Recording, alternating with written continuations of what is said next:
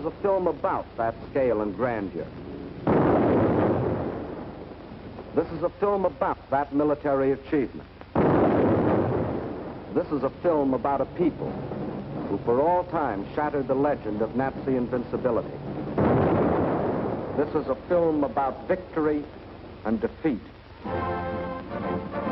German victory and German defeat. This is the battle for Russia, a battle that has been going on for centuries, a battle that fills the pages of Russian history. 1242. The German Order of Teutonic Knights had invaded northeastern Russia and occupied the old city of Pskov.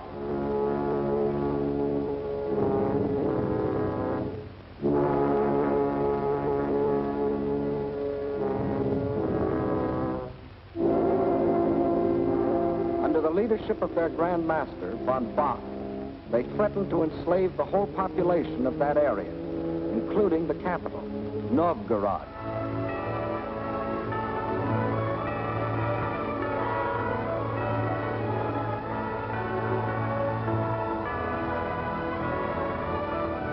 In their hour of peril, the Russian people turned for leadership to their prince, Alexander Nevsky.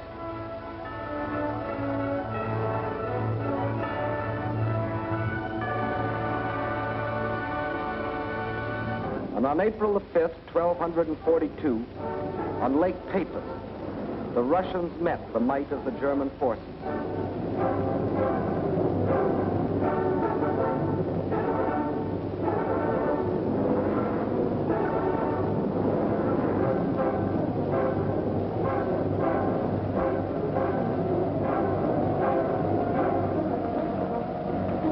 They weren't as well equipped or as well organized.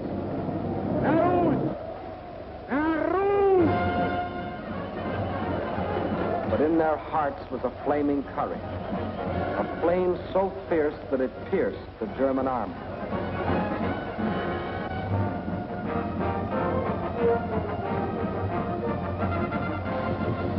The victory they won fills a bright page of Russian history. 1704, and another conquering army marched across Russian land. This time under Charles XII of Sweden, and again the Russians fought for their country.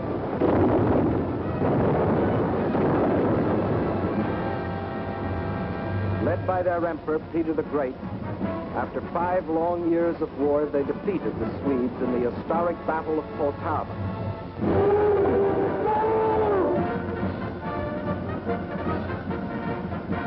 The invading Swedish armies were crushed and forever driven out of Russia. 1812. Napoleon and his armies had blazed their triumphant way across Europe and were marching on Moscow. The conquering armies entered the city, but they entered a city in flames. Even in that day, Russian earth was scorched earth to an invader. And once again, the invader was forced to start the long march on the road back out of Russia. 1914, and another German army, this time under Kaiser Wilhelm, set out to conquer Russia.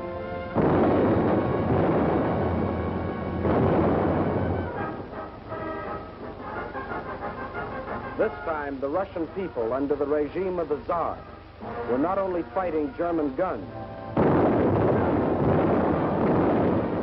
but oppression and corruption in their own country. And only the ultimate collapse of Imperial Germany saved Russia from losing the Ukraine and the Crimea, which the Germans had occupied in 1918. Yes, for 700 years, the Russian people have had to fight to defend their land against would-be conquerors. Why?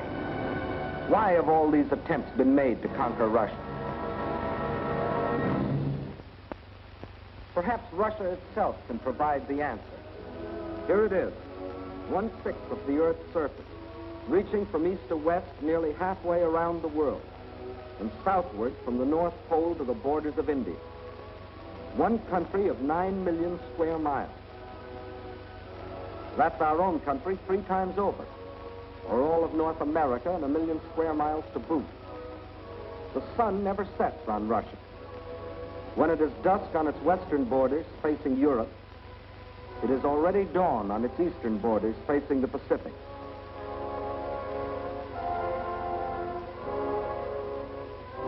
That's Russia, or to be correct, the Union of Soviet Socialist Republics. Deep in its mountains lie thick, rich veins of gold and silver. Below ground lie enormous deposits of copper, tin, manganese and nickel, chromium and radium, sulfur and magnesium. Russia is rich in raw materials. Her forests cover millions upon millions of acres. 1/4 of all the lumber reserve in the world belongs to Russia. And as for fuel, there's coal, ton upon ton. And more important, there's also oil. 213 million barrels a year of it. Black gold flowing from the earth that contains 55% of the world's oil. What else? Iron? Russia has better than 10 billion tons. That can make a lot of steel before it's done. Yes, Russia is rich. Farms cover millions upon millions of acres. The rich black earth that besides giving forth oil and coal will also grow everything from sunflowers to lotus. The tea her people drink in such huge quantities, and the tobacco that they smoke. Cotton grows here too, 3,800,000 bales a year, and sugar. And on the pasture land, the animals grow fat for food and wool for clothing. While on the warm plains, the fields of grain stretch as far as the eye can reach. Corn, oats, hops, rye, and don't forget wheat, 1/3 of the world's best. Yes, Russia is very rich, for it has not only raw materials and the products of its soil. Russia is also people.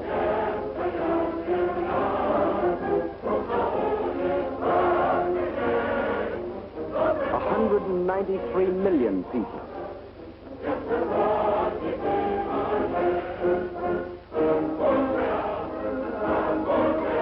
People of every race, color, and creed.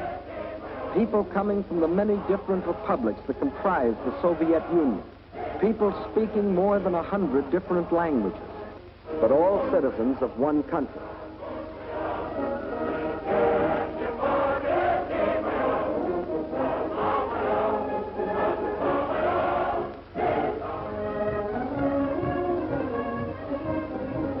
Whether they are the great Russians, the descendants of the first settlers of this vast area, and for 1,000 years its main population, or Cossacks, the famous horsemen from the open plains of the Don River Valley.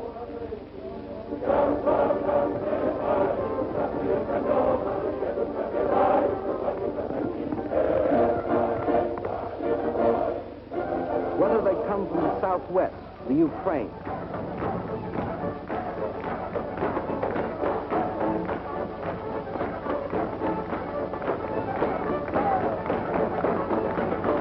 here in the breadbasket of the Soviet Union live the Little Russians, better known as Ukrainians, and beside them the Moldavians and Bessarabians. Or if they come from the far south, between the Caspian and Black Seas,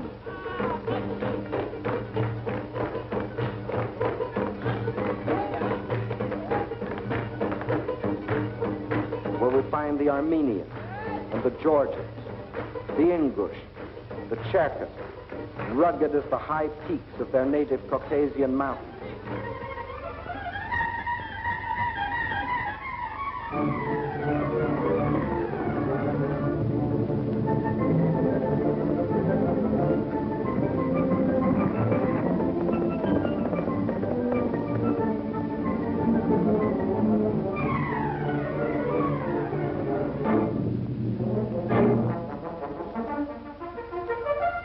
Whether they are Uzbeks, Turkmen, Kyrgyz, from the Persian and Indian frontiers,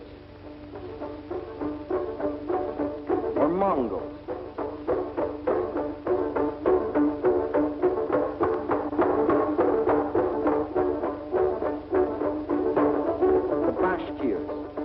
Turco-Tartars, the Buryats, the Yakuts from far beyond the Ural Mountains,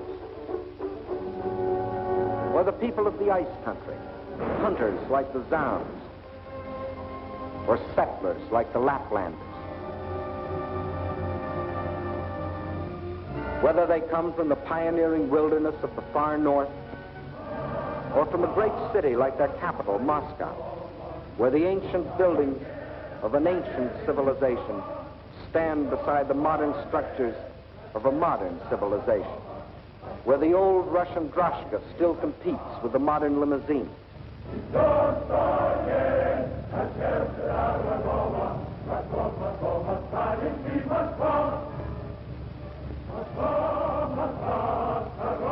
Whether they work in factories or as soldiers, whether they are bricklayers or traffic cops, sailors or riveters, school children or farmers, nurses or engineers, window washers or sales girls, housewives or postal clerks, radio announcers or stewardesses, scientists or typists, musicians or ballerinas.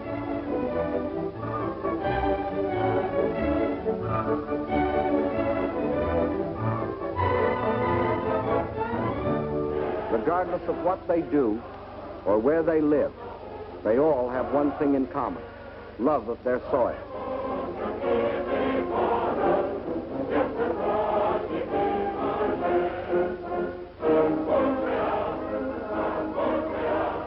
That is Russia. Size, the largest country in the world. Raw materials, unlimited. Manpower, 193 million. These are the three reasons why every conqueror in history has wanted Russia. And these are the reasons why the modern would-be conqueror wrote, "When we speak of new territory, we must think of Russia. Destiny itself points the way there." Yes, as we have seen, Germany's spirit of aggression was handed down from generation to generation.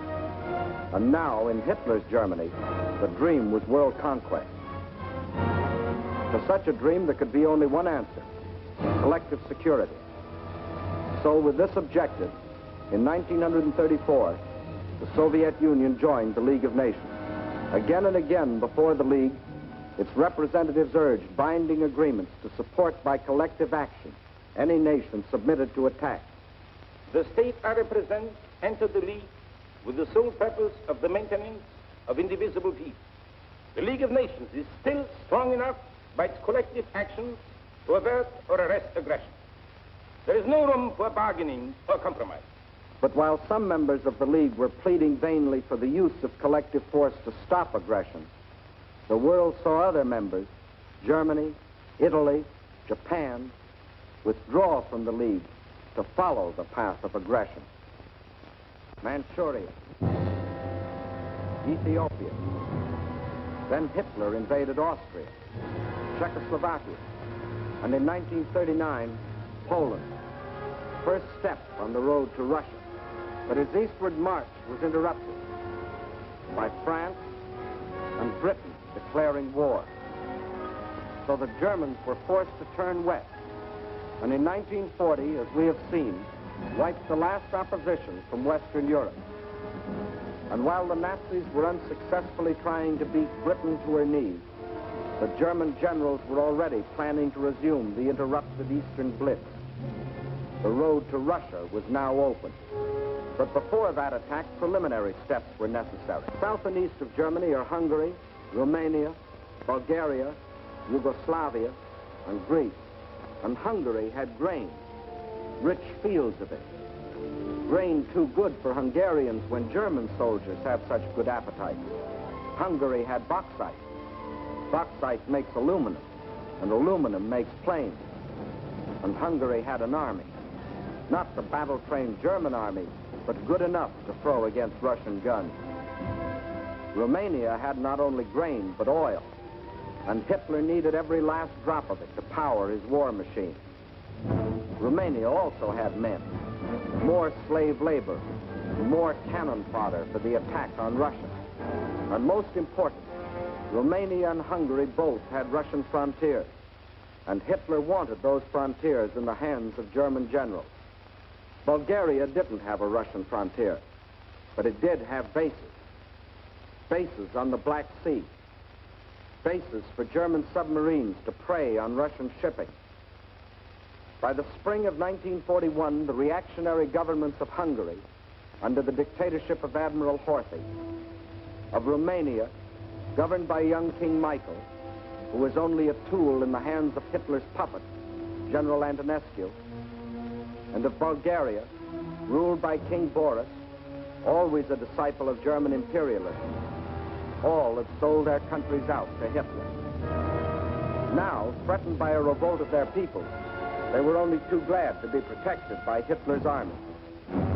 So by March of 1941, German armies were in occupation of Hungary, Romania, Bulgaria.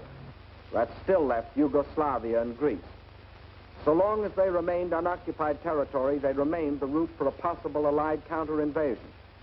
At one of their regular meetings, Hitler had assigned the job of conquering Greece to his stooge, Mussolini. The stooge was delighted. Here was his chance to prove to his people that he too was a conqueror. But he was wrong. Perhaps the uniforms fooled him. Something did. For after the fascist legions had blitzed on one cylinder this far into Greece, the Greeks, in a brilliantly conducted mountain campaign, drove the Italians back and invaded Albania. Hitler was enraged. The failure of his stooge to protect his southern flank was delaying the attack on Russia. He sent a final ultimatum. For the Yugoslavs and Greeks, it was surrender or else. But the Yugoslavs and Greeks come from a long line of fighting men. Nazi slavery didn't appeal to them.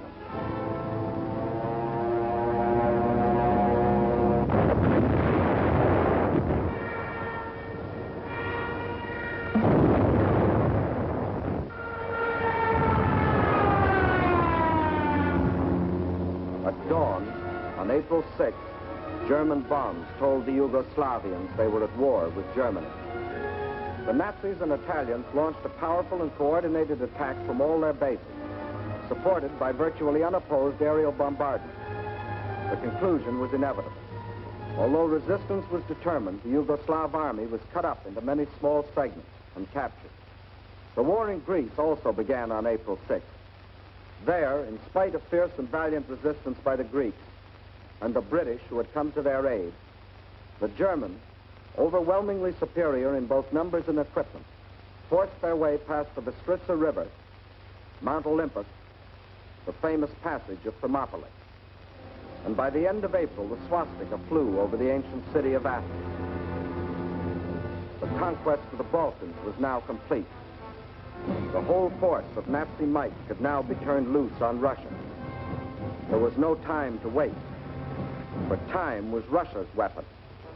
Their industries, so recently built and which, like our own, were designed for the ways of peace, were converted for war. Instead of steel for plows and tools, steel for shells and guns. They knew their industry could never produce enough to equip them adequately for the titanic struggle. But what they could produce, they would.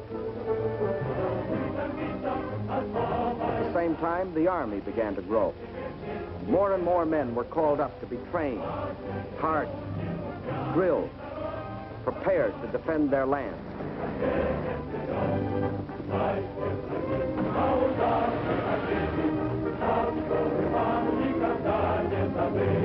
With the conquest of the Balkans, the Nazis had a solid front from the Black Sea to the Baltic, but the Russians had built themselves a buffer to take some of the steam out of the Nazi punch, no matter where it landed. But where would it land?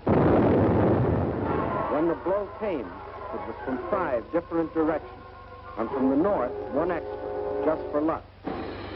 That was the big day. As dawn broke, nearly 200 Axis divisions, more than 2 million men, plunged into a front 2,000 miles long, reaching from the White Sea to the Black. Their aim, the annihilation of the Red Army in a decisive battle on the frontier.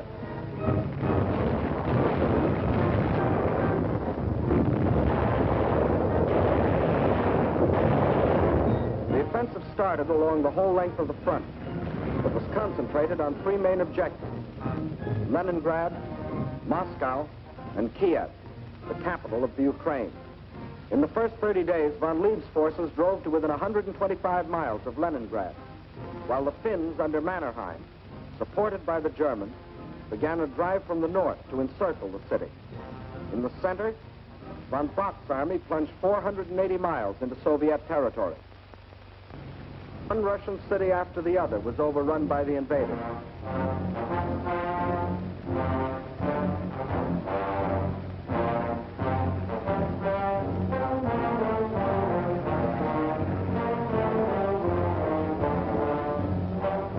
And on July 17th, they captured the first main objective, Smolensk, regarded as the key to Moscow.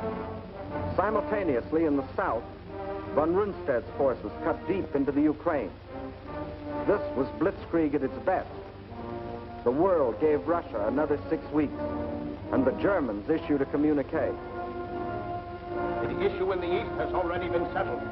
Smolensk is the last halt on the road to Moscow. But then a strange thing happened. For the first time since the mighty German army started its career of blitz, smashing into submission one European country after the other, that same German army came up against a country that did not submit. Despite the fact that Hitler's army swept deeper and deeper into the Soviet Union, and by October the 15th stood practically within the shadows of the Kremlin, despite the fact that the Soviet government and all foreign missions were forced to move to Kuibyshev 700 miles to the east, despite Hitler's triumphant pronouncement, I can say that this enemy is already broken and will never rise again. Despite the fact that by December, 500,000 square miles of Russian territory, an area equal to the entire Middle Western United States, had fallen to the invaders. Yes, despite Russia's loss of her best agricultural areas, her most thoroughly developed industrial plants, millions of her people, thousands of her tanks and her planes, despite everything, those 6 weeks had lengthened into nearly 6 months, and the dread Nazi blitz had spluttered, stumbled, and finally died. What had happened here? Let's try to analyze it. First, in this titanic struggle, not only two armies, but two fighting methods and two strategies came face to face. The German strategy was based on the well-tried Keil and Kessel, or wedge and trap maneuver. One wedge would be driven deep into the enemy territory to hook up with another spearhead driven through to meet it. In the trap thus formed, the victim would be pocketed for annihilation. The German plan in every campaign was to seek a decisive battle at the moment of invasion. A single blow must destroy the enemy without regard for losses. A gigantic, all-destroying blow.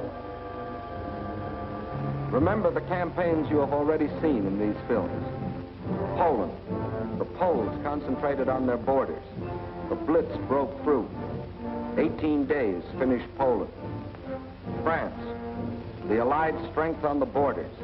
The breakthrough at Sedan. And the issue of France was settled. The Balkans. The Yugoslavians rushed to the border. The breakthrough came, and in 12 days, Yugoslavia was gone. The Germans planned the same blitz against the Russians. But the Russians had developed their own strategy, one to take full advantage of the vast area of their land. The Russian strategy was a defense in depth, line after line, far back into the interior. And when the Nazi wedge struck, the first line would bend with it until it became part of a second. Again, the wedge would strike. Again, a segment would be lost. But again, the line would bend until it became part of the third. So the deeper the Germans plowed into Russian soil, the stronger their opposition, until finally they faced an unshatterable wall and were robbed of their chance to hit that all-destroying blow they had counted on. The result? The Germans conquered land and lost the campaign.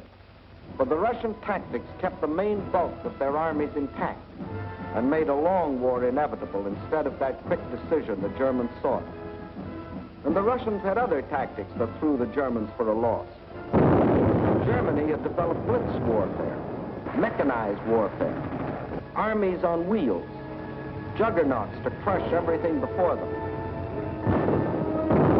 But the Russians found a way to drag them out of their traveling fortresses. They used their cities as strongholds and made the blitz come to them down alleys.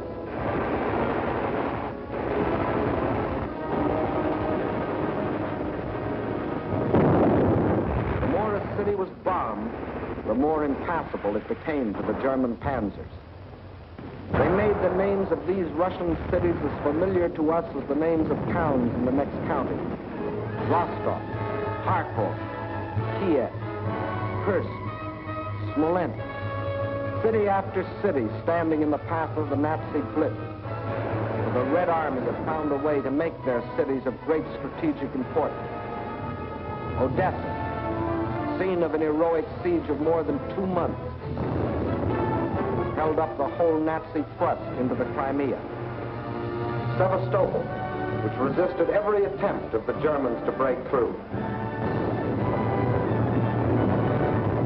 Here, for 8.5 long months, the Russians fought for the town, inch by inch, barring the Germans from the great Black Sea naval base located there.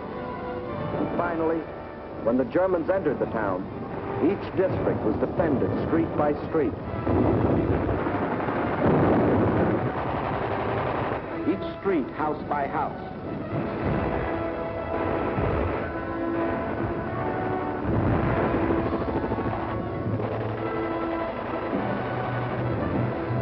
Each house, room by room.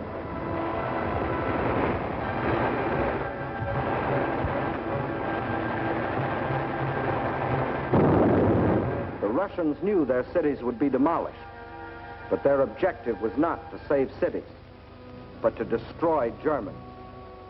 A high price to pay for a copy of Mein Kampf. So the Germans were forced out of their armored shells to fight and to die in the hand-to-hand combat they thought they had abolished. There was another item the Germans had overlooked. They overlooked people. And generals may win campaigns, but people win wars.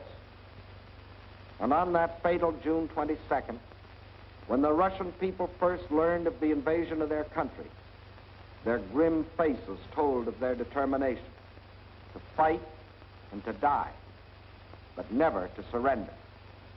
They knew this wasn't a question of who occupied what piece of land. This was a question of life or death. This war is not an ordinary war. It is the war of the entire Russian people, not only to eliminate the danger hanging over our heads, but to aid all peoples groaning under the yoke of fascism. So the alarm was spread to factory and farm. And from every Russian town and village, men poured forth to answer the call. From now on, one thing mattered and one thing only: victory. Total war meant total mobilization. Not war just for soldiers, but war for everyone. Young or old, male or female, made no difference. Age had nothing to do with it. If you were only 12 years old, there was work for 12-year-olds to do. Sex had nothing to do with it. If you could hold a rifle, you were a soldier. If you could turn a lathe, you were a soldier. If you could harvest the fields, you were a soldier. If you could handle a locomotive or pilot a ship or guide a tractor, you were still a soldier. For everything you did was part of that total war. Nothing that the enemy could use was left behind. Not a yard of wire or a pound of iron. Not an acre of wheat or a head of cattle. And the old men stood watch over the fields, ready to give the word to burn at the first sight of the enemy. Scorched earth. What can't be withdrawn must be destroyed. That meant the factory, the plants, the oil depots. Flames claimed them all.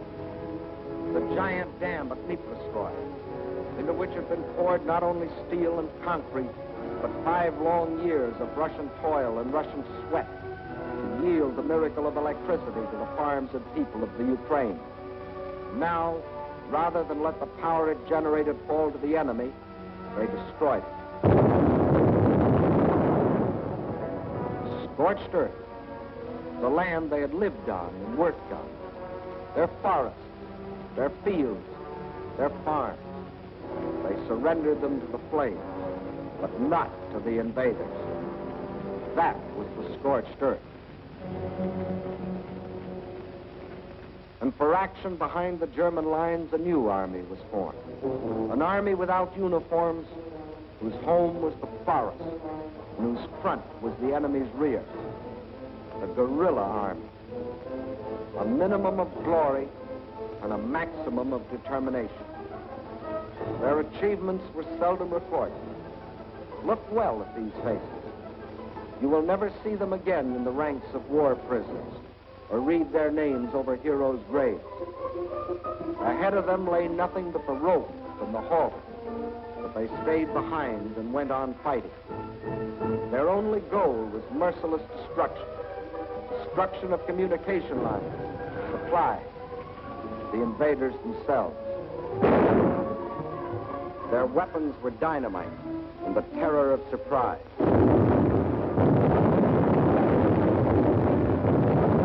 They asked for no mercy, and they gave none.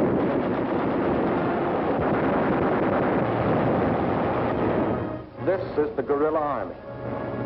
This, the scorched earth. This, the Red Army. These, its leaders. These are the reasons why, although the Germans conquered land, 500,000 square miles of it, it was just land, barren land, scorched land. These are the reasons why, after 5.5 months of blitz warfare, after coming within sight of their goal, the Germans were stopped at the very gates of Moscow. These are the reasons why, although Hitler had sworn that before December the swastika would fly from the Kremlin towers, December had come, but it wasn't the swastika that flew over the Russian capital. And it wasn't the Nazi conquerors who marched through the streets of the ancient city, but fresh reserves of the Red Army,